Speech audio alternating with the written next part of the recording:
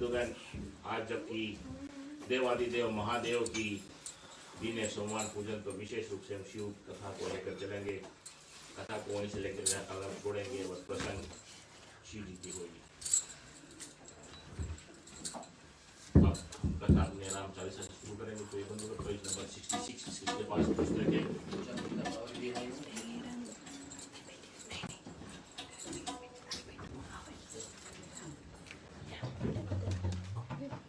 आज सोमवार है, भगवान शिव का दिन, और इस दिन पे कोई लोटा में जल डाल के और गौ दूध और गंगा जल डाल के उनको अर्पण करे तो वो अति प्रसन्न होते हैं। जय महादेव। नीला भोला है पंडाली, कले शिव की सवारी, शंभुनाथ ले और शंकर नाथ ले। मेरा भोला है पंडाली, कले नंदी की सवारी,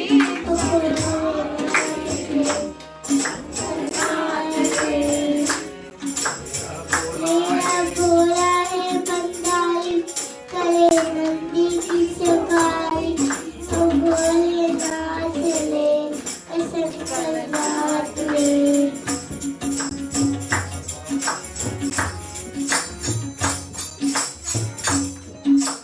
मेरा भोला है भंडारी, करे बैल की सवारी, दीनानाथ ओ शंभुनाथ रे। मेरा भोला है भंडारी, करे बैल की सवारी, शंभुनाथ रे ओ शंभुनाथ रे। तेरा नाम है तारनहारा, तू ही है पालनहारा, भोलेनाथ रे ओ शंभुनाथ रे। मेरा भोला है भंडारी, करे नंदी की सवारी, शंभुनाथ रे ओ शंभुनाथ रे। गंगा चोले जिसकी केशा, करता मंगल जो हमेशा, भोलेनाथ रे ओ शंभुनाथ रे। मेरा भोला है भंडारी, करे नंदी की सवारी, शंभुनाथ रे ओ शंकरनाथ रे। तू ही त्रिपुरारी कैलाशी, तू ही सुखभंजन अविनाशी, शंभुनाथ रे भोलेनाथ रे।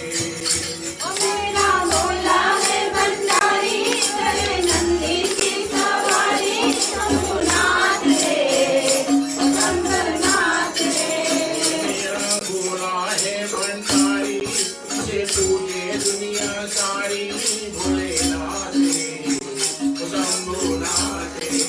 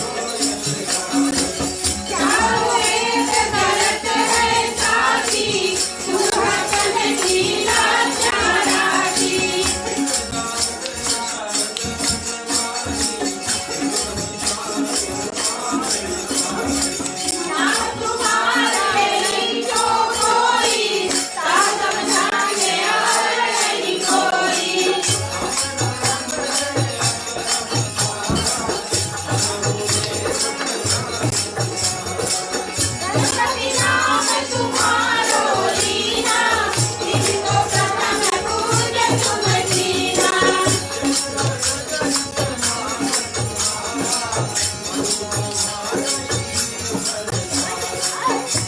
समान रात सोहारा, पावक को न तुम्हारो पारा।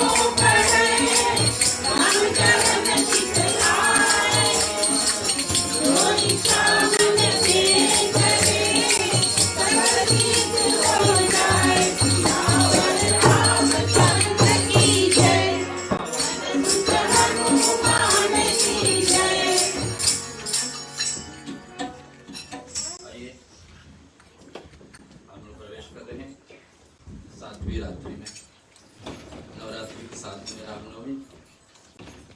कल नवरात्रि का प्रश्न हम लोग सुने थे माता कात्यायनी का, जिसका प्रसिद्ध मंदिर आज भी वृंदावन में है, पूजनीय योग है, जिसके पूजन करने के बाद में गोपियां भगवान श्री कृष्ण को प्रसन्न कर पाई। आपको पता है कि बकासुर नाम का राक्षस जो 16,100 कन्याओं को कब्जे में रखे थे और सबका यही मत था कि हम इनसे बाहर निकलेंगे तो कौन हम लोग ब्याह लायक कैसे हो पाएंगे, कौन हम लोग के साथ में। लेकिन सब मनी मन यही कात्यायनी महामाया महायोग मंत्र कर रहे थे कि भगवान कृष्ण हमको पति बने, भगवान कृष्ण जैसा हमको पति बने। लेकिन संयोग बनी कि जैसे ही बाहर निकलते हैं भगवान श्री कृष्ण के आगे एक एक माला लेके खड़े हुए और कुमारी कन्या कहने लगी कि प्रभु अब हम लोग को कौन पूछेगा, घर पर ना माँ बाप आदर देंगे न समाज में कहीं, न हम भी व्यवहार लायक, कौन हमको लायक। तो भगवान शंकर ने, भगवान श्री कृष्ण ने उन सभी को 16,100 कुमारी कन्याओं को अपनी पत्नी के रूप में लिए। उससे पहले आप पत्नी हो चुकी थी। वही कात्यायनी माता का कृपा अथवा आशीर्वाद जो कल का दिन पूजनीय छठा रात्रि थे। कात्यायनी देवी, कात्यायनी कन्या जन्मी थी। उनके 2 पीढ़ी पहले कट नाम के एक महर्षि ऋषि हुए, जिन्हें तपस्या तो किए थे कि देवी आप हमारे कुल में अवतार लें, हमारे कुल में आए। तो वो तो माता जी आशीर्वाद दे चुकी आएंगे, तुरंत तो आएंगे। तो माता कात्यायनी आएंगे लेकिन कट ऋषि के गोद में नहीं, उनका पुत्र कट्य ऋषि। और कट ऋषि तो अपना शरीर छोड़ दिए, कैसे शरीर छोड़े। कहीं ऐसा अवस्था में मैया पार्वती को स्नान करती हुई, मैया पार्वती ने जैसे उनको दृष्टि डाले, कट ऋषि भस्म हो गए और भस्म हो गए। और उसी अस्थियों से ऋषि की आत्मा कहते हैं कि भगवान मैया दोष मेरा कैसा था कि मैंने उल्टे जगह पर उल्टे समय पर था, लेकिन ऐसा उसके कारण हमारा शरीर छोड़ देना, कोई ऐसा स्थान दीजिए। तो मैया पार्वती उनको आश्वासन दिला कि देखिए आज के बाद तुम्हारे अस्थियां से, तुम्हारे ही राखियां से एक पौधा होगा जिसका नाम पड़ेगा कटहर, और आपके पत्ते ही सारे पितरों का पूजन में काम है। और जहाँ पर कटहर का पत्ते पर पितरों का भोजन निकलता है तो निश्चित रूप से उनको मिल जाता है। तो वरदान दे करके पार्वती चली जाती है, लेकिन उनका तपस्या अधूरा नहीं रही। उनका पुत्र आया, कत्य नाम का ऋषि, वो भी ऋषि बने और कत्य ऋषि के गोद में कात्यायनी देवी जन्मी, जिसका पहला पूजा उनका पिताजी ही ने किया। पिता ने बेटी का पूजन किया, अपने कन्या मान करके, आदिशक्ति का मान करके, जो छठे दिन नवरात्रि में पूजन जाता है। और मैया को सिर्फ कुंवारी कन्याओं का नियम नहीं है कि इनको पूजे और वर अच्छे मिले, लेकिन हम सभी के लिए जो कोई भी छठे दिन उपवास रखते हैं मैया का, उनका आशीर्वाद चाहते, तो उनको 4 चीज संसार में जरूरी हम लोग का है, काम, अर्थ, मोक्ष, धर्म, ये सारे प्राप्त हो जाते। पहला है क्या? अर्थ। अर्थ माने की संपदा, माने की धन दौलत, जो हम लोग जितने चाहिए उतना जीवन में रहे। काम यानी कि डिजायर, जितनी चीज जीवन में इच्छा रखते हैं कि ये हो जाए, काम ये हो जाए, तो भगवान मैया रानी पूजा करते हैं, पूर्ण करते हैं। तीसरा जगह पर क्या है? धर्म पे व्यक्ति चले, जीवन पर्यंतरिक धार्मिक सज्जन रहे, धर्म धुरंधर रहे, धर्म के हिसाब से जैसे ग्रंथों में लिखा है, जैसे राम जी करके गए, कृष्ण कह के गए, वैसे व्यक्ति जीने लगे तो धर्म हो कि। चौथा क्या है? मोक्ष। ये 3 चीज करने के बाद में फिर मोक्ष मिल जाए तो हमारे मनुष्य जन्म धारण करके आना सफल हो। ये क्यों दे सकती? कात्यायनी थी, जिसका प्रश्न हम लोग कल सुनिए। आज हम लोग प्रवेश कर रहे हैं, पंडित जी हमारे बीच में, 2 पंडित हमारे बीच में, पंडित गौतम जी है, मिश्रा भी हमारे साथ जुड़ गए। इनसे 2 शब्द देवी काली के विषय में। धन्यवाद महाराज। माँ दुर्गा की 7वीं शक्ति कालरात्रि के नाम से जानी जाती है। इनके शरीर का रंग घने अंधकार की तरह एकदम काला काला, सिर के बाल बिखरे हुए और गले में विद्युत की तरह चमकते वाली माला है। इनके 3 नेत्र हैं। ये तीनों नेत्र ब्रह्मांड के सदृश गोल है। इनके विद्युत के समान चमकीली किरणें निस्तर होती रहती है। इनकी नासिका के श्वास प्रश्वास से अग्नि की भयंकर ज्वालाएं निकलती रहती है। इनके वाहन गर्द यानी गधा है। ऊपर उठे हुए दाहिने हाथ की पर मुद्रा से सभी को बर प्रदान करती है। दाहिने तरफ का नीचे वाले हाथ अभय मुद्रा में है और बाईं तरफ के ऊपर वाले हाथ में लोहे का कांटा तथा नीचे वाले हाथ में खड़क यानी कटार। माँ कालरात्रि का स्वरूप देखने में अत्यंत भयानक है, लेकिन यह सदैव शुभ फल ही देने वाली है। इसी कारण इनका नाम शुभंकरी ही है। अतः इनसे भक्तों को किसी प्रकार की भयभीत अथवा आतंकित होने की आवश्यकता नहीं है। दुर्गा पूजा के 60वें दिन माँ कालरात्रि की उपासना का विधान है। उस दिन साधक का मन सहस्त्रार यानी चक्र में स्थित रहता है और उसके लिए ब्रह्मांड की समस्त सिद्धियों का द्वार खुलने लगता है। इस चक्र में स्थित साधक का मन पूर्णतया माँ कालरात्रि के स्वरूप में अवस्थित रहता है और इनके साक्षात्कार से मिलने वाले पुण्य का भी भागी हो जाता है। उसके समस्त पापों विघ्नों का नाश हो जाता है और उसे अक्षय पुण्य लोगों की प्राप्ति होती है। माँ कालरात्रि दुष्टों का विनाश करने वाली, दानव दैत्य राक्षस भूत प्रेत आदि इनके स्मरण मात्र से ही भयभीत होकर भाग जाते हैं। एक ग्रह के बाधाओं को दूर करने वाली है और इनके उपासक को अग्नि भय, जल भय, जंतु भय, शत्रु भय, रात्रि भय आदि कभी नहीं होते। इनकी कृपा से सर्वथा भययुक्त हो जाता है। माँ कालरात्रि के स्वरूप विग्रह को अपने हृदय में अवस्थित करके मनुष्य को एक निष्ठ अभाव से और इनकी उपासना करनी चाहिए। यम नियम संयम का उसे पूर्ण पालन करना चाहिए। मन वचन काया की पवित्रता रखनी चाहिए और वह शुभंकरी देवी है। उनकी उपासना से होने वाले शुभों का गणना नहीं की जा सकती है। हमें निरंतर उनका स्मरण, ध्यान और पूजन करना चाहिए। धन्यवाद। जय काली माता की जय। भैया का भजन हम लोग सुन रहे।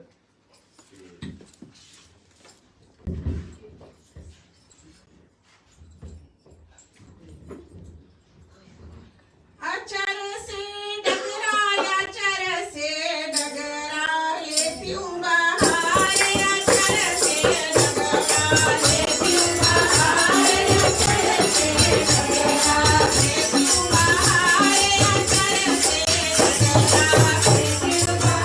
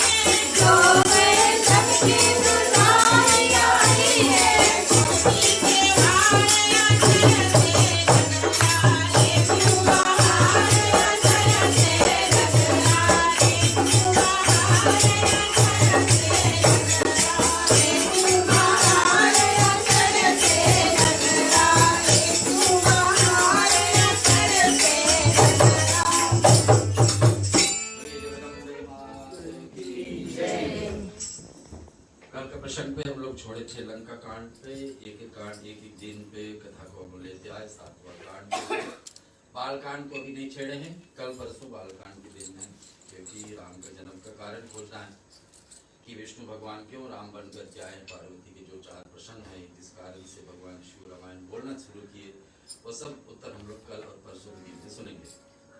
कल जहाँ छोड़े थे भगवान शिव जी का चर्चा, भगवान शिव के पूजन के लिए भगवान राम सेतु बनने के समय लिंग को स्थापना की, जिसको अपना नाम दे दिए कि राम का इष्ट भगवान श्री रामेश्वरम, जो धाम आज भी दर्शनीय योग है, जो 4 असली धाम के एक धाम है और जो 12 ज्योतिर्लिंग के एक लिंग है, जो राम अवतारी से चली आई 3 चीजें जो बची है, उसमें से एक वो है कि रामेश्वरम धाम आज भी है, और दूसरा है भगवान शिव के हाथ से, भगवान राम के हाथ से जो धनुष टूटी लंका जनकपुर में आज भी पड़ी है, सरयू नदी आज भी हमारे बीच में।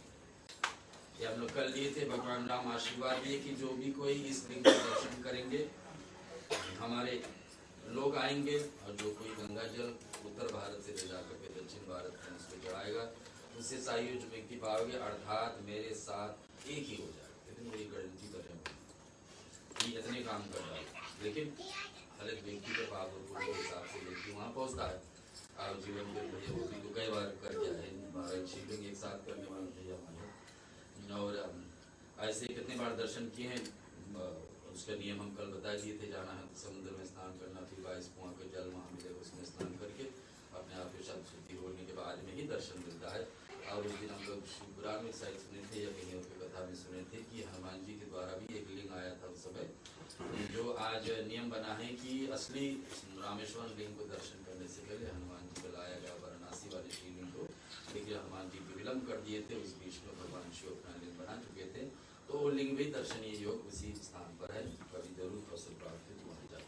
आगे कथा हम लंका कांड को बढ़ाए थे, और भैया जी हमारे बीच में जो कथा पिछले 6-7 दिन से लेकर हमारे बीच में कर रहे हैं, उनसे हम निवेदन करते हैं, देखिए कथा कहाँ।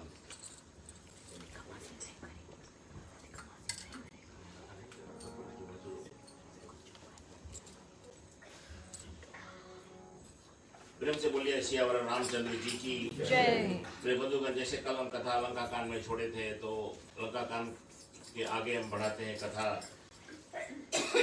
दीनों के नाथ दीन बंधु दीनानाथ डबल बाबा मर्यादा पुरुषोत्तम भगवान श्री रामचंद्र जी को कहते हैं कि आप जब अयोध्या लौट कर जाओगे और वहाँ पर जब जो अवसर बनेगी उसमें हम जरूर आकर भाग लेंगे, ये आश्वासन उनको देते हैं। तो इसके बाद जैसे आप जानते हैं, रावण के जो शराब मिली थी, वो सब को छुड़ाने के बाद, ऋषि अगस्त मुनि के शराब छुड़ाने के बाद भगवान अपने अयोध्या को लौटने, उनको समय मिला था, बड़ी स्ट्रिक्ट वीजा मिली थी उसको कि 14 दिन के अंदर, 14 साल के अगर एक भी दिन ज़्यादा हुआ तो उधर जो भरत की वीजा वो एक्सपायर हो जाएगी। ये उनके पीछे चुनौती बनी थी ना कि आप जाओ लौट के। तो इधर विभीषण जी पुष्प विमान लेकर आते हैं और मर्यादा पुरुषोत्तम भगवान श्री रामचंद्र जी को कहते हैं कि आप चलिए और हमारे घर पर हमें जो कुछ हमारे गहना वगैरह है सब लेकर चलो, और हम यहाँ से आपके साथ चलेंगे। ये वही पुष्प विमान है जो कुबेर के साथ में, रावण के साथ में हाथ सावित्री लेकर गए थे। ये पुष्प विमान मन के गति से चलती थी। तो ये बंधुगण अभी वैज्ञानिक लोग उसे व्यापन करके वो रिमोट ऑटो कंट्रोल पायलट वगैरह फिर बोल दिया करते ना, उस समय वो अपने गति से चलती थी। तो ये बंधुगण इस विमान में अपने सेना को सबको लेकर, वो भी कुछ बड़ी विमान होगी उस समय की बात है, भगवान श्री रामचंद्र जी अयोध्या की ओर चलते हैं। और साथ में माता सीता है। जाते समय माता सीता को जो दृश्य जो माता सीता के वियोग के बाद में राम भगवान जहाँ पर गए थे सब दिखाते हैं।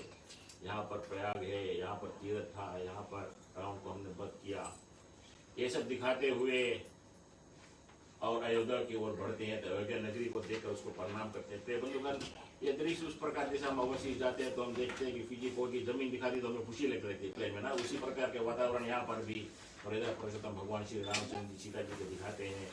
और फिर अंत दुआ में हम पहुँचते हैं, जो लंका कांड का मन करेंगे। यहाँ पर कहते हैं, समर विजय रघुवीर के चरित, जे सुनहि सुजान, विजय विवेक विभूति नित, तिन्हि दीन भगवान, या कलिकाल मालयंत मन, करी देखी विचार, श्री रघुनाथ नाम तजी नाहि आन। अतः प्रिय बंधुगण मासा परायण 37वां विश्वान का यहाँ विश्राम है। इति श्रीमद् रामचरितमानस सकल कलिकुल विधन से षष्ठम संपान समाप्त कलयुग के समस्त पापों को नाश करने वाला श्री रामचंद्र चरित मानस का यह छठा सोपान समाप्त हुआ। प्रेम से बोलिए श्री और रामचंद्र जी की और श्री हनुमान जी की जय। अब कथा हम अरण्य कांड में लेकर चलेंगे। प्रिय बंधुगण, अरण्य कांड में जब कथा पहुंचती है तो यहाँ पर बहुत से सवालों बहुत से और उत्तर दिए गए हैं। उत्तरकांड में माफ किए, उत्तरकांड में यहाँ पर कलयुग की एक बड़ी भारी प्रसंग आई है। कलयुग का प्रभाव कैसे कैसे होता है और क्या क्या होता है, इस पर थोड़ी सी प्रसंग 5 मिनट का कथा हम कलयुग के कीर्तन के बाद में कलयुग के प्रसंग के विषय में सुनेंगे। फिर हम अपने आज की कथा जो श्री भोलेनाथ पर आधारित उसको लेकर चलेंगे एक कीर्तन के बाद।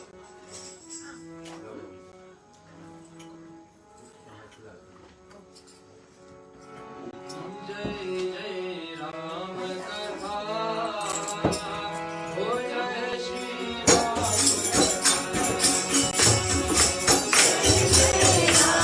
कथा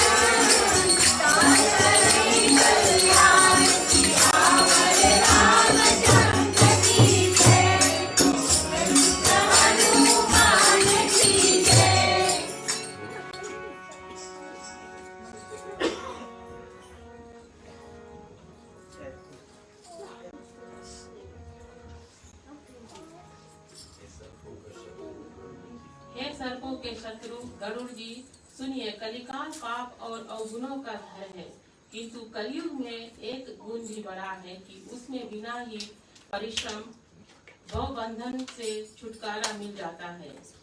सतयुग, त्रेता और द्वापर में जो गति पूजा, यज्ञ और योग से प्राप्त होती है, वही गति कलयुग में लोग केवल भगवान के नाम से पा जाते हैं। सतयुग में सब योगी और विज्ञानी होते हैं। हरि का ध्यान करके सब प्राणी भवसागर से तर जाते हैं। त्रेता में मनुष्य अनेक प्रकार के यज्ञ करते हैं और सब कर्मों को प्रभु के संपन्न करके भवसागर से पार हो जाते हैं। द्वापर में श्री रघुनाथ जी के चरणों की पूजा करके मनुष्य संसार से तर जाते हैं। दूसरा कोई उपाय नहीं है। और कलयुग में तो केवल श्री हरि का गुण गाथाओं का गान करने से ही मनुष्य भवसागर की था पा जाते हैं। कलयुग में ना तो योग और यज्ञ है और ना ज्ञान ही है। श्री राम जी का गुणगान ही एकमात्र आधार है। अतएव सारे भरोसे त्याग कर जो श्री राम जी को भजता है और प्रेम सहित उनके गुण समूह को गाता है, वही भवसागर से तर जाता है। इसमें कुछ भी संदेह नहीं। नाम का प्रताप कलयुग में प्रत्यक्ष है। कलयुग का एक पवित्र प्रताप यानी महिमा है कि मानसिक पुण्य तो होते हैं पर यानी मानसिक पाप नहीं होते। यदि मनुष्य विश्वास करे तो कलयुग के समान दूसरा युग नहीं है, क्योंकि इस युग में श्री राम जी के निर्मल गुण समूह को गा कर मनुष्य बिना ही परिश्रम संसार यानी रूपी समुद्र से तर जाता है। धर्म के 4 चरण यानी सत्य, दया, तप और दान प्रसिद्ध है, जिनमें से कली में एक यानी दान रूपी चरण ही प्रधान है। जिस किसी प्रकार से भी दिए जाने पर दान कल्याण ही करता है। श्री राम भगवान आप सुन रहे हैं उत्तरकांड कृष्ण भगवान राम इसलिए जिन्हें समझाए अपने 14 वर्ष की अवधि को पूरा करके और वापस अयोध्या जब लौटते हैं तो उत्तरकांड का बड़े ये 3 शब्द मुझे बड़ा आने। उत्तरकांड का पहला 2 शब्द है रहा एक, और रामायण का अंतिम शब्द है राम। जीवन में जो हम कर लिए 3 चीज, रहा एक राम, जाएगा राम नाम से। जैसे हम कुछ करेंगे तो रहा एक राम, जीवन जैसे गीता पीछा, लेकिन रहा एक राम। राम के विषय में क्या हम जाने, क्या हम करें, राम की जैसा क्या किए, राम को बताया हुआ मार्ग को लेकर चले, यही रास्ता। और लंका कांड समाप्त हुई जैसे भैया ने बताया। और उधर लक्ष्मण को भगवान आदेश देते हैं कि जाइए, रावण मृत्यु शैया पर पड़े, अंतिम सांस ले रहे, इससे कुछ ज्ञान ले लो अंतिम में। लक्ष्मण ने कहा कि भैया यही हमारे भाभी को और क्या क्या उपद्रव किए, इससे क्या क्या नहीं। भगवान ने बहुत ज्ञानी है, अपने समय पर ज्ञान इतने बड़े रखे थे कि शिव भगवान अपना लिंग उठा करके दे दिए।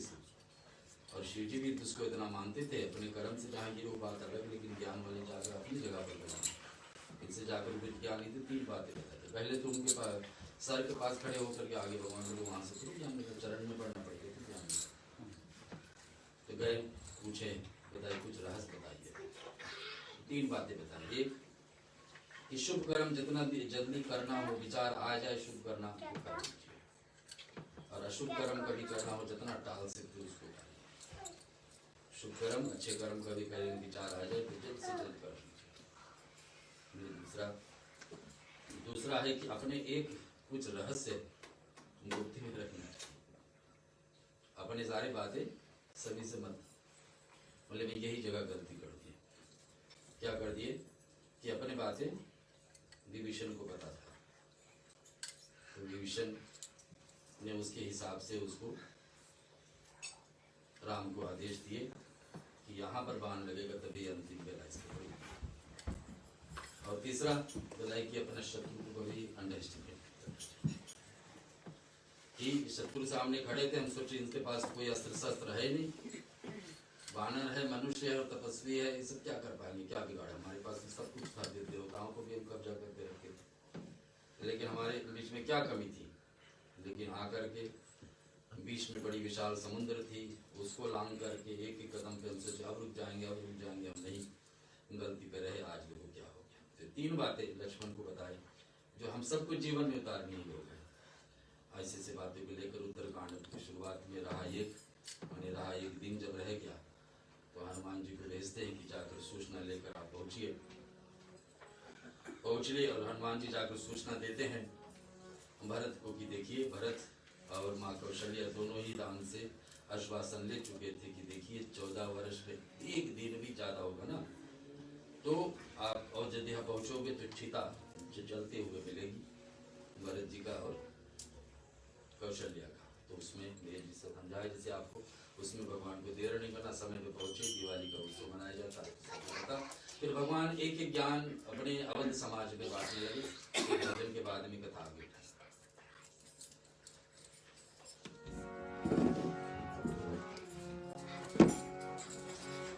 राम लखन दुनो भैया अवधर है भैया मुनि के संग आए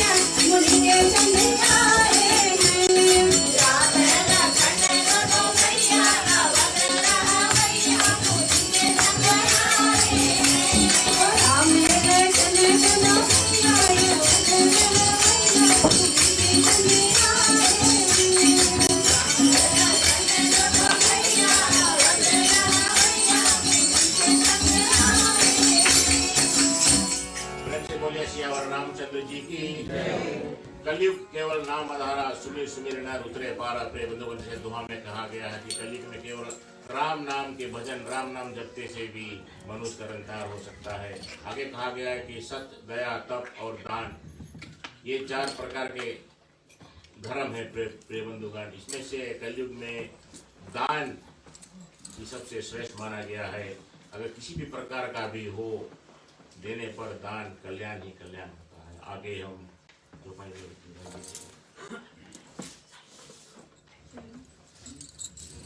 श्री राम जी माया से प्रेरित होकर सबके हृदय में सभी युगों के धर्म नित्य होते रहते हैं।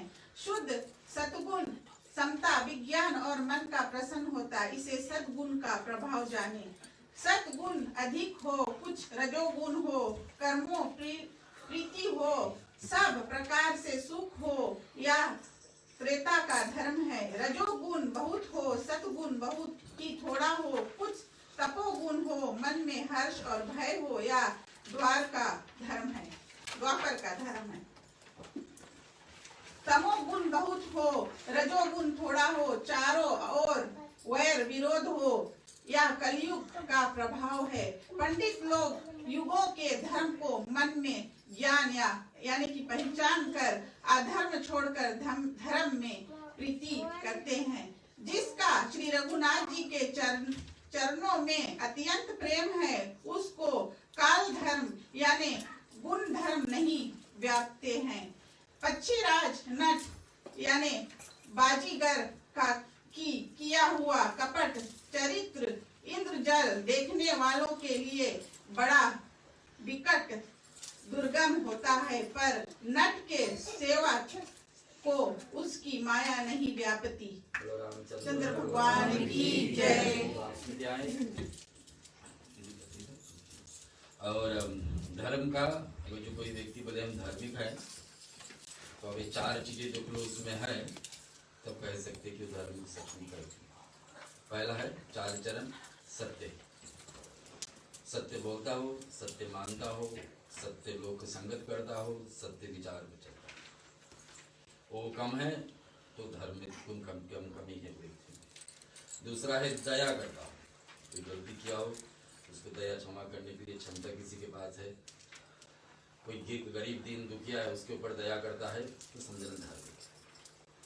तीसरा तपस्या, यानी कि पूजा पाठ में नहीं है, एक घड़ी आधी घड़ी जितने समय मिल जाए कुछ न कुछ पूजा पाठ में हर दिन प्रतिदिन करते रहता है, चाहे पितरों के लिए, अपने देव के लिए, स्वयं के लिए करते रहता है तो समझना धर्म का एक लक्ष्य है इनके पास। चौथा है दान, जैसे भैया ने कहा किसी प्रकार के दान, छोटे छोटे दाना चिड़िया को दे देना हर दिन दान है। $1 हमेशा हर दिन को कमाई से निकाल कर अलग रखना दान है। बड़े से बड़े दान, भूमि दान, गोदान, कन्यादान, सब तो अपनी अपनी जगह पर है, लेकिन छोटे छोटे दान करते करते आगे पहुंच जाना, दूसरे को आंसू पोंछना, किसी प्रकार से दान करना, ये सब 4 क्वालिटीज है एक व्यक्ति धार्मिक सज्जन का रामायण के आधार पर। हम लोग एक भजन सुनते हैं, आगे चलते नगरी हुए उदासी, रघुकुल सघराना हो, चरित राघव जहाँ मेरा ठिकाना हो, चरित राघव जहाँ मेरा ठिकाना हो।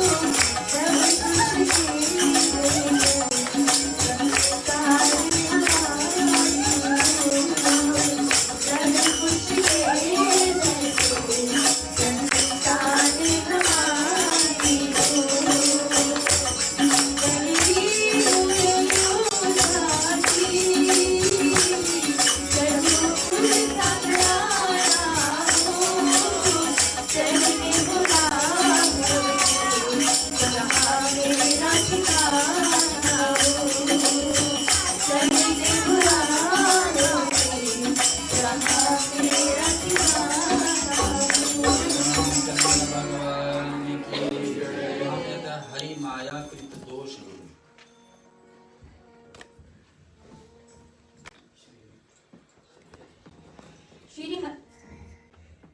श्री हरि के माया के द्वारा रचे हुए दोष और गुण श्री हरि के भजन बिना नहीं जाते।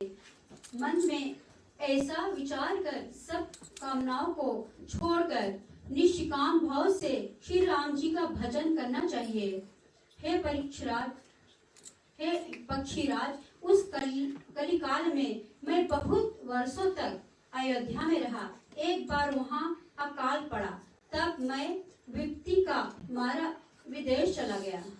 हे सर्पों के शत्रु गरुड़ जी, सुनिए, मैं 3 मलिन, उदास, दरिद्र और दुखी होकर उज्जैन गया। कुछ काल बीतने पर कुछ संपत्ति पाकर फिर मैं वही भगवान शंकर की आराधना करने लगा। एक ब्राह्मण वेद विधि से सदा शिव जी की पूजा करते, उन्हें दूसरा कोई काम न था। वे परम साधु और परमार्थ सर जाते थे। वे शंभु के उपासक थे, पर श्री हरि के निंदा करने वाले न थे। मैं कपटपूर्व उनकी सेवा करता। ब्राह्मण बड़े ही दयालु और नीति के घर थे। हे स्वामी, बाहर से नर्म देखकर ब्राह्मण मुझे पुत्र की भांति मार कर पढ़ाते थे। रामचंद्र भगवान की जय।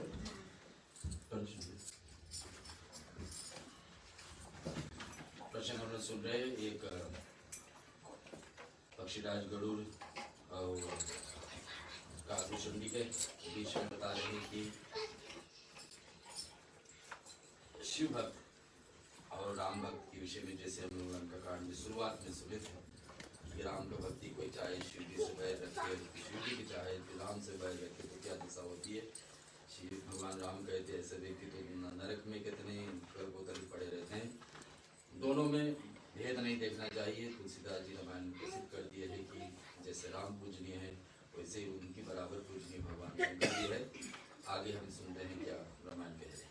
उन ब्राह्मण श्रेष्ठ ने मुझको शिव जी का मंत्र दिया और उन अनेकों प्रकार के शुभ उपदेश किए।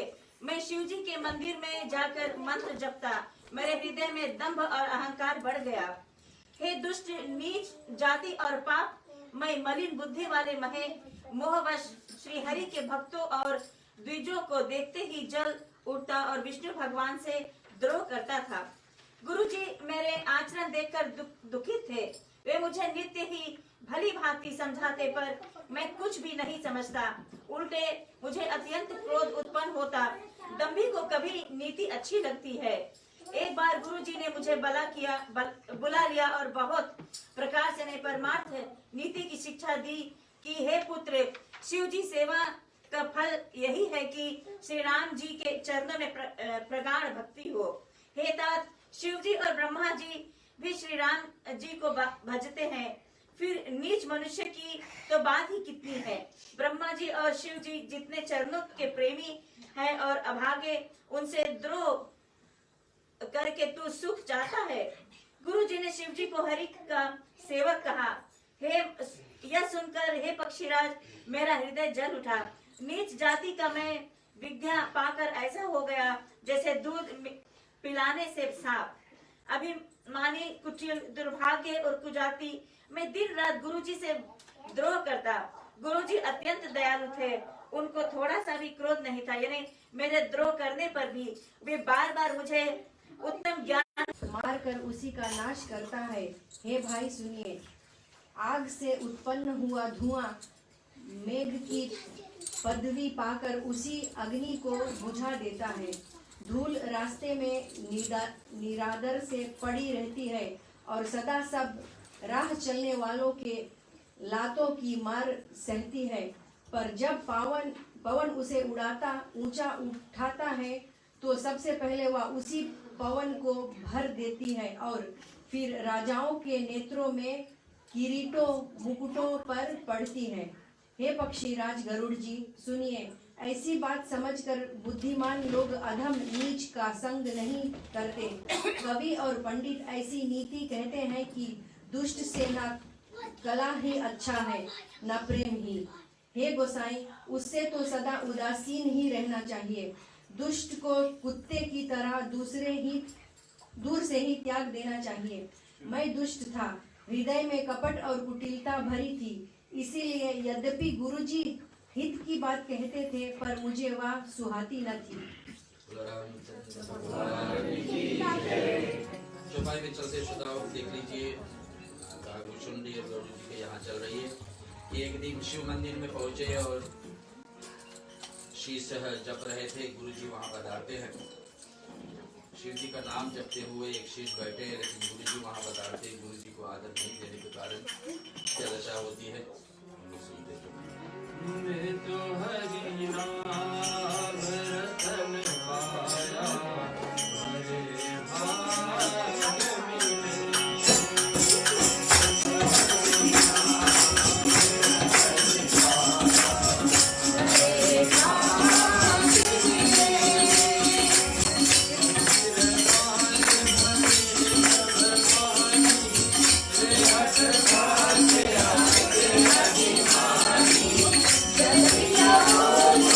जय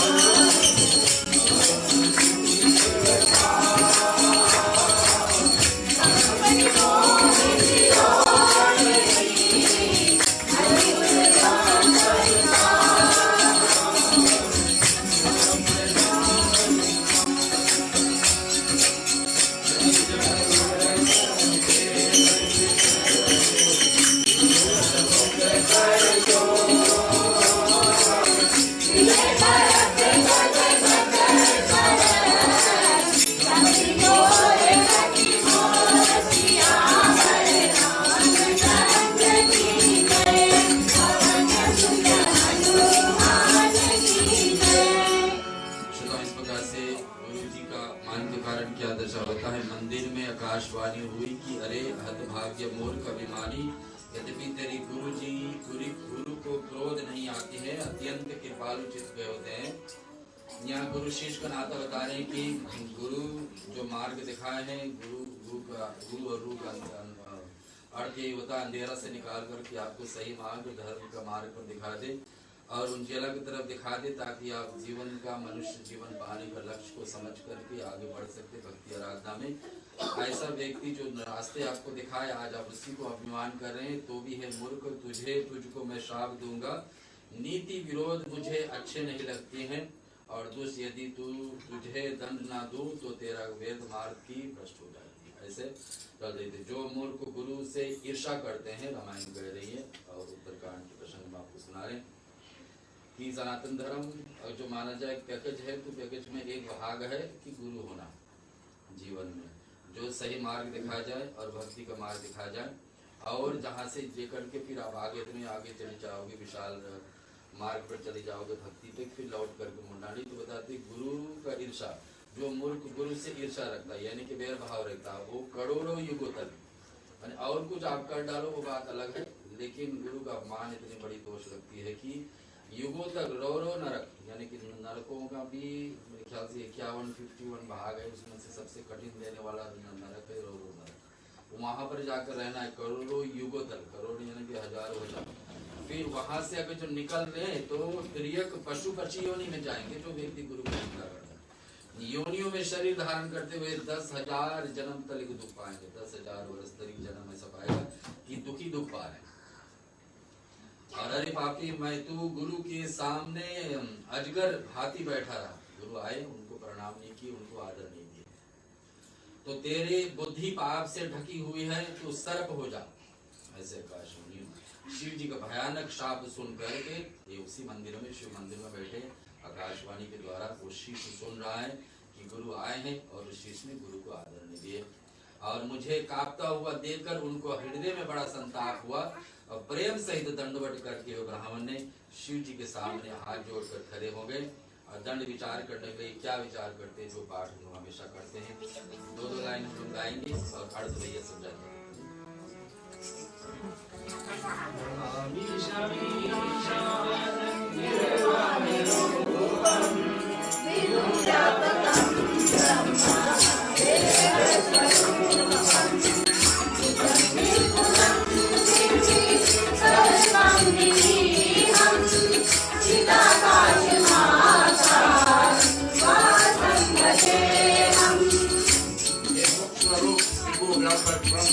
और देव स्वरूप दोनों को ईश्वर तथा सबके स्वामी श्री शिव जी, मैं आपको नमस्कार करता हूँ।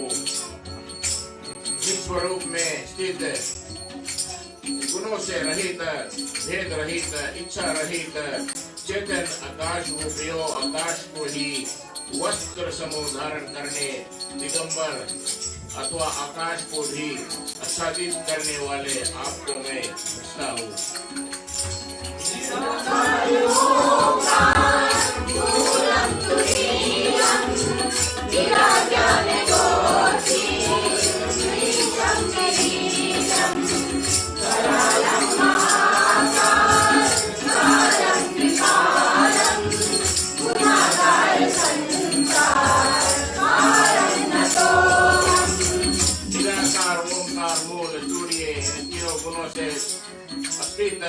वाणी, ज्ञान और इंद्रियों से परे, कौशलपति, विकराल, महाकाल के भी काल, कृपालु गुणों के धाम, संसार से परे आप परमेश्वर को मैं नमस्कार करता हूँ।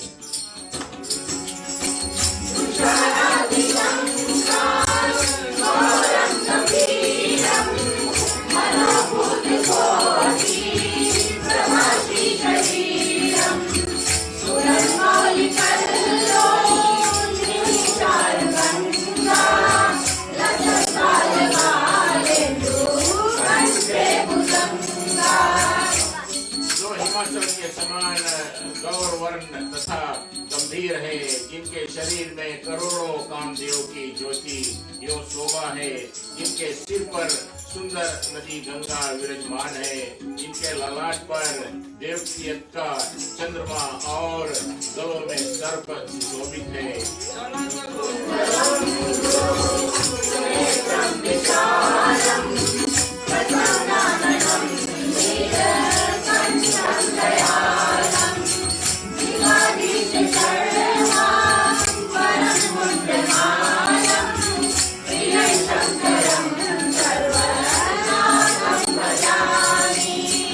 इनके कानों में कुंडल हिल रहे हैं। सुंदर त्रिकुटी और विशाल नेत्र है। जो प्रसन्न मुख नीलकंठ और दयालु है। सिंह चर्म का वस्त्र धारण किए और मुंडमाला पहने हैं। उन सबके प्यारे और सबके नाथ कल्याण करने वाले श्री शंकर जी को मैं भजता हूँ।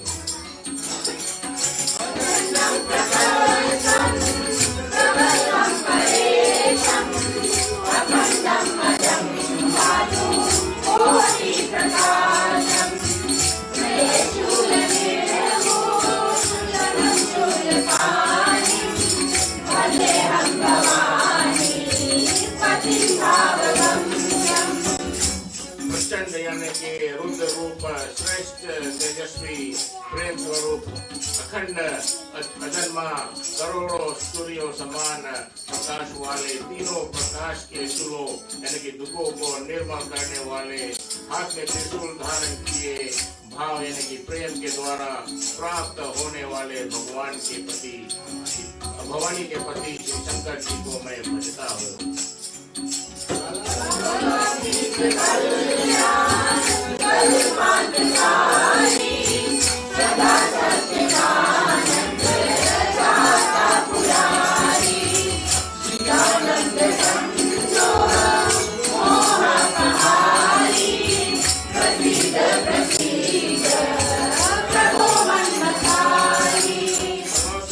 कल्याण रूप कल्प का अन्न यानी के परले करने वाले, सज्जनों को सदा आनंद देने वाले, त्रिपुर के शत्रु सचिदानंद, मोह को हरने वाले, मन को मत डालने वाले, कामदेव के शत्रु, हे प्रभु प्रसन्न होइए, प्रसन्न होइए।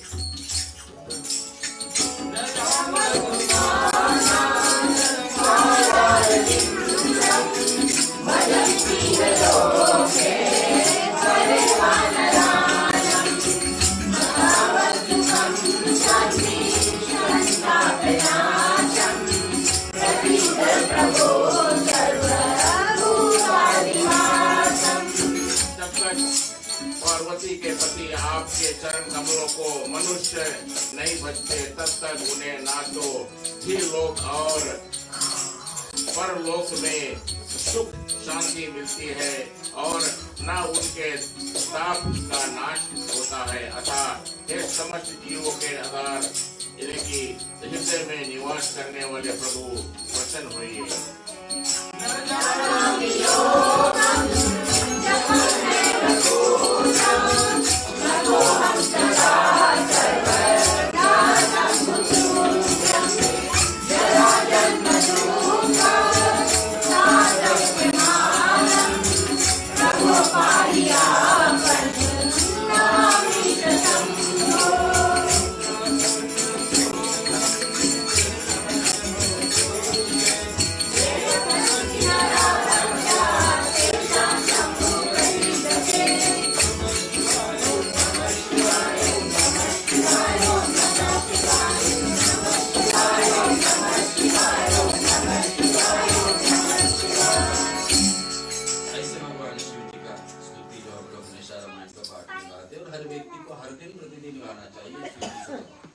शिव जी का उन्हें महादेव, देवों के देव, सबसे बड़ा देव। जो व्यक्ति का कहीं कुछ काम नहीं बनता तो शिव जी का, देवताओं को कोई काम नहीं होता है तो शिव जी का।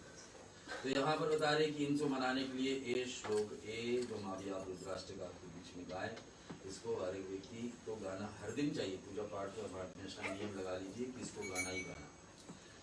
तो योग जानना न जब भगवान के बारे में क्या क्या प्रशंसा इसमें हुई है उत्तरकांड के अंतर्गत शिव जी और चुने चुने कथा में लिखे हुए रामायण में बहुत सारी कथाएं, लेकिन चुने चुने भाग का शिव जी और राम का संवाद जितने लिखे हुए हैं उतने और कोई देता भी नहीं। अंत में आया भगवान रुद्र की स्तुति या अष्टक उन शंकर जी की दृष्टि प्रसन्नता के लिए ब्राह्मण द्वारा कहा गया, जो मनुष्य इस भक्ति पूर्वक को पढ़ते हैं अथवा सुनते हैं, उन पर भगवान शंभु प्रसन्न होते हैं। ये आशीर्वाद के रात से उत्तराखंड की आयु पाठ संक्षेप में संपूर्ण करें, छोड़ें। हमारे बीच में दो और है, बड़े श्री जो धार्मिक है, इनका भी बड़े शिव भक्त है, उनके यहाँ भी 5 दिवस का शिव जी की कथा किए थे। और ऐसे ही आज संजोग बजी के सोमवार के दिन हमारे बीच में पधारे हैं और शिव जी का प्रश्न लेकर भी आज हम प्रसन्न को गुरु नानक जी पर पहुँचे। हमारे श्री पीजी में सनातन रत्न थे, वहाँ का प्रतिनिधि सभा का मुख्य विधि का दिवस, और यहाँ का जो वेस्टर्न मंदिर है अपने हिंदू समाज के सबसे बड़े मंदिर, वहाँ का पैटर्न भी है। उनसे 2 शब्द सुनने के बाद मैं भाई श्री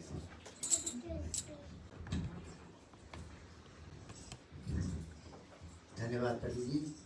परम पूज्य हमारे पंडित देवेंद्र शर्मा जी, ब्राह्मण वृंदन, धर्म प्रेमी बंधुओं, भक्तिवती माताओं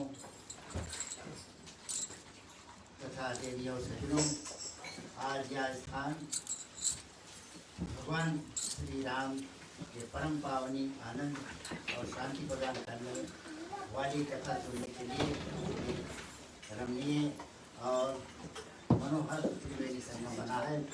यहाँ पर बहुत सुंदर ढंग से हमारी बहनों ने रामायण पाठ करते हैं। भैया जी बहुत अच्छा से समझाए। पंडित जी तो क्या कहना, आप रामायण के पूरा कहता है, बहुत सुंदर से आप प्रचार करते हैं, बहुत अच्छा है। प्यारे संजनों का नाम सुन रहे थे कथा में, जो सेतु बन रहा था ना, सेतु की कथा तो उस पर थोड़ा हम प्रकाश डालेंगे आगे चलने पर। क्या होता है आप देखिए, सेतु बन रहा है, आधा सेतु बना है और खबर पहुंच गई लंका में। लंका वालों को पता चला कि सेतु बन रहा है, कोई हमारे ऊपर चढ़ाई करने वाला है, और पत्थर भीगते हैं और पत्थर तैर रहा। अच्छा सुनो भाई लोग, और क्या होता है तब वहाँ के जो जनता सोचती है कि हमारा राजा भी अगर पत्थर भीगा तैर गया तब तो जब हम बराबरी क्या है तब लड़ेंगे ना। तब रावण के पास गए लोग, बोलते हैं राजा साहब आप भी एक पत्थर भिगो और तैर देखे तैर जाए तब हमारे में भी जोश आ जाएगा। अब रावण फंस गया बेचारा, तो क्या करे, तो रावण ने लिख करके और पत्थर भीगा, पत्थर तैर गया, पत्थर धरने लगा और एक खबर पहुंच गया मंदोदरी के पास। अब मंदोदरी के पास जब रावण गया तो मंदोदरी पूछती है कि देख रहा भैया स्वामी जी, तुम्हारे पास वो गुण नहीं है, तुम बहुत भारी सब राक्षसों को बड़े बड़े काम आपने किया है, और तुम्हारे पास वो गुण नहीं था कि तुम पत्थर तैरा। ये कैसे हुआ? आप तो जानते हैं स्त्रियाँ जो कोई बात तो जुट जाती है तो बिना कमलुआ आपका आदमी से चुप नहीं करती, एकदम जुट पड़ी। बताओ तुमने बताना पड़ी कैसे भाई, अब रावण बताना पड़ेगा उसको। तो रावण बता, अच्छा मैं तुम्हें बताऊंगा, तुमको इसे बोलना नहीं। रावण बता, देखो मैं रावण पत्थर भीगा, लेकिन एक कसम किया हमको, पत्थर तुम्हें राम की कसम है, तुम डूबना मत। बोलिए श्री रामचंद्र की जय। और अच्छा फिर जाते हैं हम। क्या होता है, सेतु बन रहा है, सेतु बन के तैयार हो गया। कोई भी चीज बनकर तैयार होता है तो टेस्ट करना पड़ता है ना पंडित जी। तो अब बोले कौन पहला पैर रखेगा सेतु के ऊपर, तो फैसला हुआ चलो राम के ले चलते हैं। राम राजी हो गया और राम जैसे सेतु के ऊपर वापस पैर रखा तो ढेर से मछली आकर चपक गई और पुल कितना चकला हो गई, इतना चौड़ा पुल बन गए। तो क्या होता है, तो जामन बोले स्वामी प्रभु जी, जब तुम इतना चकला पुल बना सकते थे तो हम बानरों को इतना मेहनत क्यों करवाए? हम लोग पत्थर बीच करके क्यों बनाए? तो राम बोलते हैं कि जामन तुम देखो मेरा पैर कहाँ है, जो पुल तुमने बनाया है उस पे मेरा पैर है। अगर तुमने सेतु नहीं बनाया होता तो पैर कहाँ रखता? तो पहले आप श्रद्धा के फूल बनाओ, पहले घर में एक मंदिर लगाओ, तो भगवान वहाँ बैठेंगे या बैठाते। जैसे आप यहाँ पर मंदिर बना है, भगवान आसन लिया है, तो अब भगवान इसमें है। हम भगवान की जो भक्त है, भगवान का दर्शन करते हैं। इसी तरह भगवान हमारे मंदिर में है, हमारे हृदय के मंदिर में भगवान है। अब हम क्या करें? हम भगवान के हृदय में मंदिर बनाएं, तब हम जाकर वहां बैठेंगे। भगवान हमारे मंदिर में बैठे, हम उनको मंदिर में बैठे, तब हम आना जाना वहां पर बना रहे, तब हम आगे बढ़ सकते हैं। यार बंधुओं, एक बात मैं कहूँ कि देखिए, हमें 21,600 टाइम 24 घंटा में हम सांस लेते हैं। सांस पे नाम ले लेता है, सांस में कोई ना जाने सांस पे आवरण करते हैं। क्या होता है? अगर एक प्रश्न पूछूं मैं आपसे, आपको सबसे अच्छा पाठ रामायण की क्या कौन सा पाठ आपको सबसे अच्छा लगा रामायण? तो कोई कहेगा केवल का, कोई कहेगा भरत मिलाप हमें अच्छा लगता है। लेकिन गोस्वामी से जब पूछा गया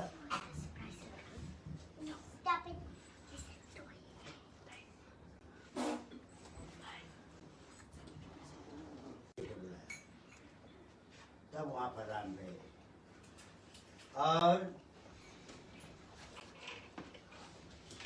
और जब आप आकर सुबेल पर्वत पर बैठ गए तो मुझे अत्यधिक आनंद आया। राम लंका में पहुंच गए, सुबेल पर्वत पर बैठ गए। कहते यही विधि कृपा रूप गुणधाम राम यासीन, धन्य ते नर यही ध्यान के रहत सदा आसीन। कि धन्य है वे व्यक्ति जो सदा आपके ध्यान में लवलीन रहते हैं, सदा जो भगवान के नाम में रहते हैं। और कहा कि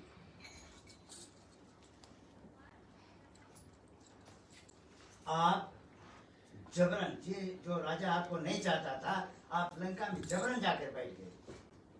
हे प्रभु, इसी तरह तू मेरे हृदय में जबरन बैठ जाओ। मेरी वो भक्ति मेरे नहीं पास है, मैं भक्ति करना नहीं जानता हूँ, मैं उतना नहीं कर पाता हूँ, आप जबरन मेरे हृदय में बैठ रहे। एक बात, अगर भगवान हमारे हृदय में जबरन बैठ जाए, जिससे लंका में वहाँ के राजा नहीं मांग रहा, तो आप मेरे हृदय में जबरन बैठ जाए, या मैं भगवान की तरफ खींचा चलाऊं या भगवान तुम्हारी तरफ आ जाए, या दोनों में से एक भी संपन्न हो जाए, तो समझो हमारा जीवन धन्य है। प्यारे बंधुओं, आशा करता हूँ कि आप के अंदर भगवान बैठेंगे, आप ऐसे भक्ति करते रहो।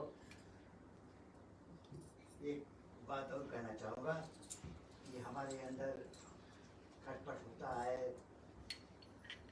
दोनों प्राणी में, बच्चों में कभी झंझट हो जाती है। तो एक बात देना चाहूँगा आपको आज। कहते हैं कि देवा गो टू बेड विद एंगा। एक बात आप लोग सब नोट करके रख लेना कि देवा गो टू बेड विद एंगा। कभी ऐसे अनबन हो जाए पति पत्नी में या बच्चों में, तो फैसला करके सब हमें आराम करना चाहिए। और क्या होता है कि हम जाते हैं गंगा स्नान कराने, हजारों लोग जाकर गंगा स्नान करते हैं, अपने पाप धुआते हैं। तो गंगा माता बोली से किसी ने कहा कि आप धुला करके आप उस पाप को क्या करती हो माता? तो गंगा ने बोला मैं नहीं रखती हूँ पाप को, वो तो समुद्र लेकर चला जाता है। समुद्र से पूछा गया ओ पाप तुम क्या करती हो? बोला मैं भी नहीं रखता हूँ, तो बादल लेकर चला जाता है। फिर बादल से पूछा गया कि उस पाप को तुम क्या करती हो? तो बादल ने कहा मैं नहीं रखती हूँ, समय देख करके जिसका पाप है उसी पर बरसा तो क्या पता है जो हम कर्म करेंगे, ये नहीं समझता कि गीता पाठ कोई करा के वो पाप कट जाएगा, नहीं, जिसका कर्म है वो भुगतना पड़ेगा। तो हमें अच्छा कर्म करना चाहिए। ये जीवन मिला है, ये बार बार नहीं मिलेगा जीवन। सूर्य निकल उदय होता है, ऊपर जाता है, अस्त हो जाता है, फिर आता है जाता है, लेकिन हमारा उस दिन भर में 24 घंटा में हमने क्या किया है, कौन सा पुण्य किया है, क्या कर्म किया है, किस पर हमने पूरा नजर डाला है, हमने कितना प्रसाद चढ़ाया है, कितना पुण्य किया है, कितना, ये सब हमें करना चाहिए। तो आशा है रामनवमी सबको शुभ हो। कुछ बातें और पंडित बताएंगे आपके लिए। धन्यवाद पंडित जी।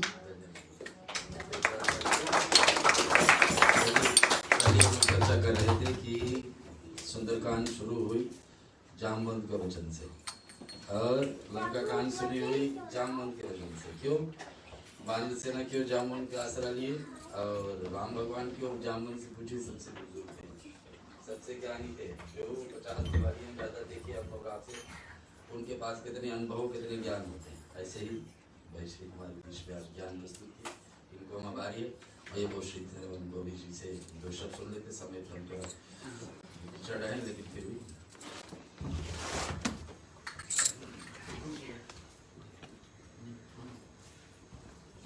जय जय श्री राधे, जय जय श्री राधे, जय जय श्री राधे, जय सिया राम।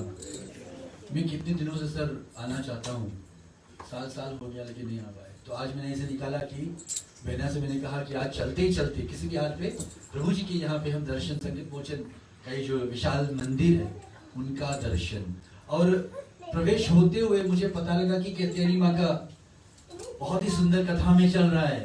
फिर उसके बाद में काला रात्रि का कथा चला, फिर उत्तर कांड में आ गए, फिर माँ जानकी का कथा आया। इतने सारे कथा एक साथ कैसे हम ले सकते? It is so hard, yet everybody was so nice, आराम से बिना हलचल कुछ करे हुए, और ये प्रोग्राम का जो अमृत पे कथा वो आप ले। कभी कभार लोग हमसे पूछते, एक मिसकंसेप्शन है, क्योंकि आपने प्रारंभ किया माँ से और पिता में एंड हुआ, अर्थात मर्यादा श्री रामचंद्र जी, तो माँ की ओर हम चलते हैं। मिसकंसेप्शंस हमारे सनातन धर्म में ये है, क्या जानकी माँ सच में लंका गई थी? क्या उनका हरण हुआ था? तो इसका सरल जवाब ये है नहीं। तो काफी लोग बोलेंगे नहीं हैंग ऑन, ये तो हुआ है ऐसे, रामायण में लिखा है। तो रामायण में ये भी लिखा है कि अरण्य कांड में मर्यादा पुरुषोत्तम श्री रामचंद्र से कहते हैं, तुम करो पावक में निवासा, जब तक मैं करूं राक्षस संहारा। आप अग्निदेव में प्रवेश कर लो माँ ओ या सीते, जब तक राक्षस को हम संहार ना कर दे, अर्थात उनकी हम पतन ना लगा दे। तो लेकिन दूसरी सीता आ गई सामने। काफी लोग सोचते, कहते कि ये उनका छाया है, लोग बोलते सीता का छाया। तो मैं पूछता हूँ वो सीता का छाया कैसे है? Sita didn't have a twin sister, छाया नहीं है, वो थी वेदमती, वो थी वेदमती। क्यों वेदमती? क्योंकि वो उसके जो पिताश्री वेद पाठी थे। वेदमती का पिताश्री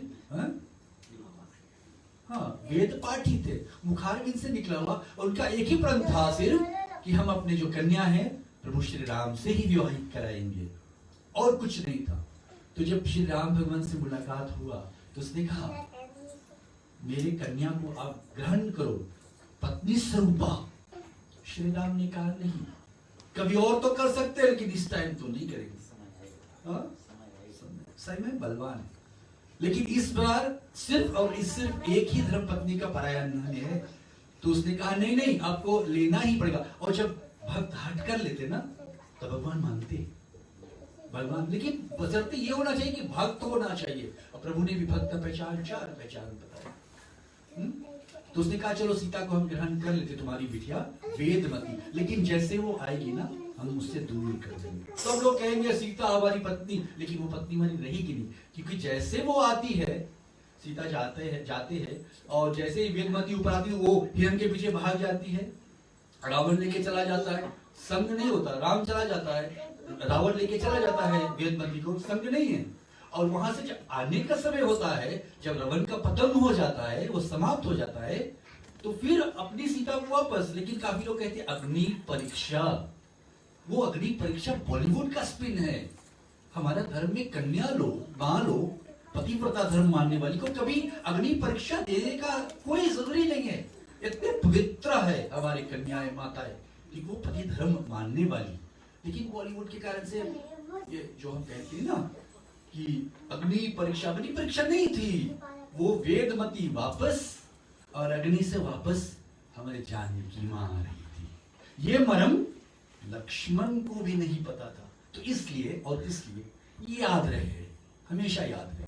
कोई कहेगा ना सीता मां गई थी छाया, आप कहना नहीं, सीता मां कभी लंका, क्योंकि ऐसे अग्नि देव मां, रावण उनको टच भी कर ले, स्पर्श भी कर लेना, वो भस्म हो जाएगा।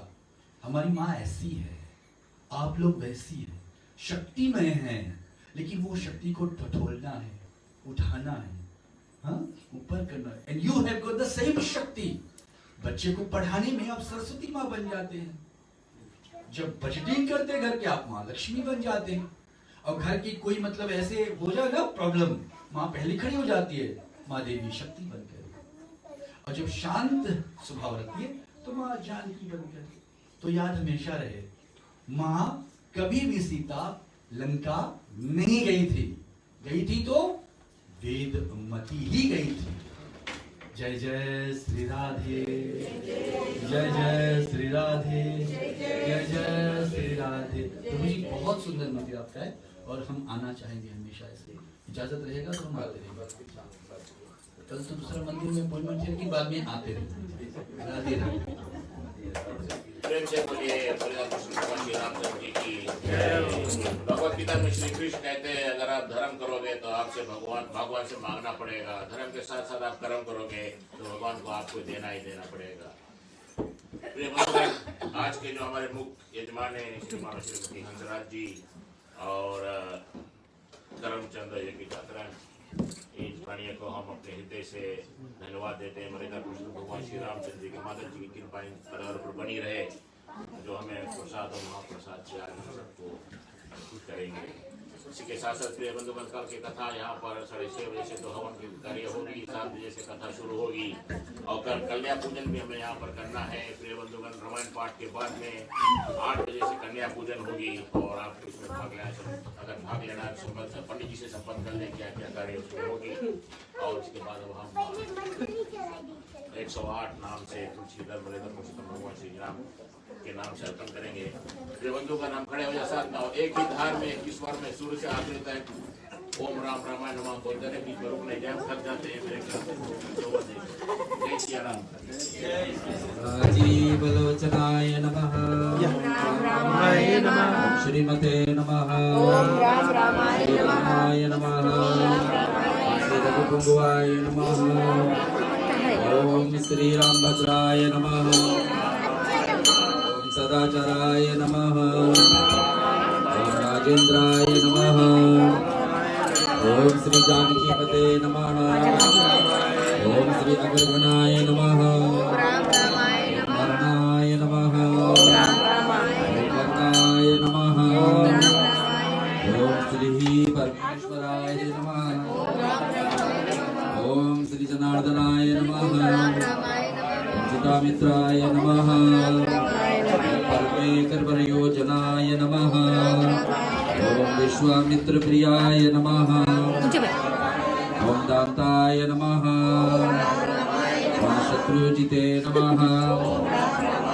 प्रतापनाय नमः। ओम स्वर्गाय नमः। ओम सर्वदेवाय ते नमः। ओम शरणाय नमः। कालीमर्दनाय नमः। ओम जानभवाय नमः। ओम अमृतशंख्याय नमः। ओम वागिमने नमः। ओम सत्यवर्ताय नमः। ओम सूचये नमः।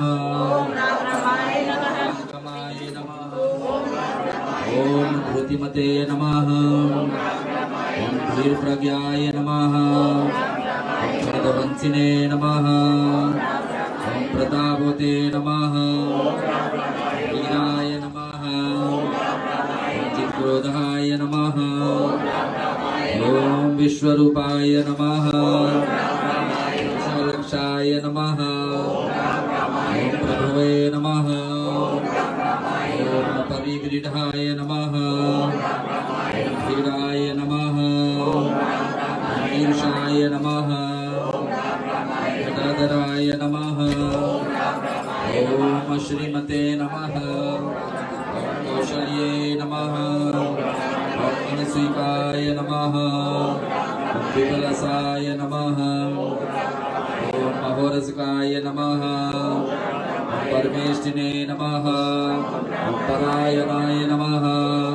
ओम सत्यवर्ताय नमः। ओम सत्यसंधाय नमः। ओम पूर्वे नमः। ओम परमधार्मिकाय नमः। ओम लोकज्ञाय नमः। ओम लोकवंगाय नमः। ओम लोकात्मने नमः। ओम लोककृते नमः। ओम परस्मै नमः। ओम अनादे नमः। ओम भगवते नमः। ओम सेवाय नमः।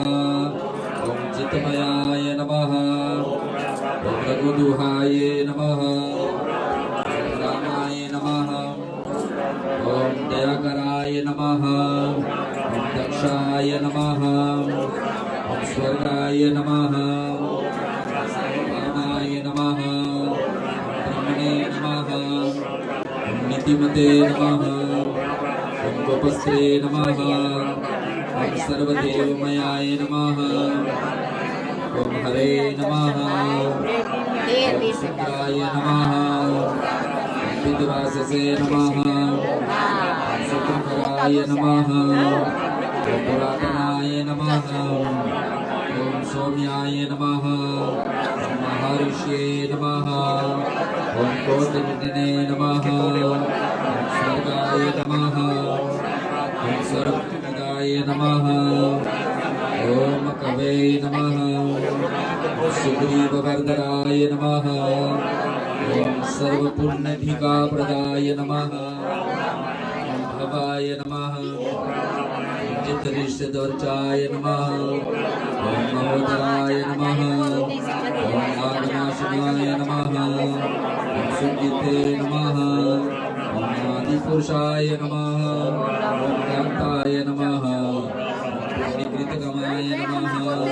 ओम अक्लमशाय नमः। चतुर्भुजे नमः। ओम श्रीनिधे नमः।